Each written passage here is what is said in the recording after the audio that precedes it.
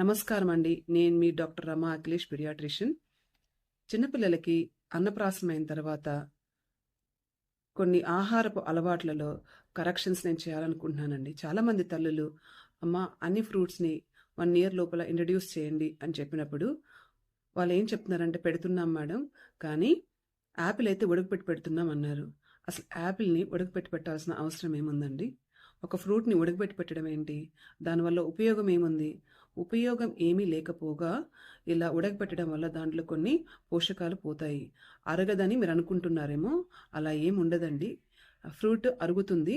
Just 2000 మధ్యలో పట్టుకొని మెత్తగా చేసి గొంతులో పడకుండా జాగ్రత్తగా ఫ్రూట్ పెట్టొచ్చు. ఉడకపెట్టాల్సిన అవసరం లేదు. ఈ కాన్సెప్ట్ ఎక్కడి నుంచి వచ్చిందో నాకు తెలియదు కానీ చదువుకున్న వాళ్ళు భేదం లేకుండా అందరూ ఇలాగ చేస్తున్నారు. అలా చేయొద్దండి. ఫ్రూట్‌ని, యాపిల్ లాగే మెత్తగా చేసి పిల్లలకి ఆ ఫ్లేవర్‌ని అలాగే మెయింటైన్ చేయండి.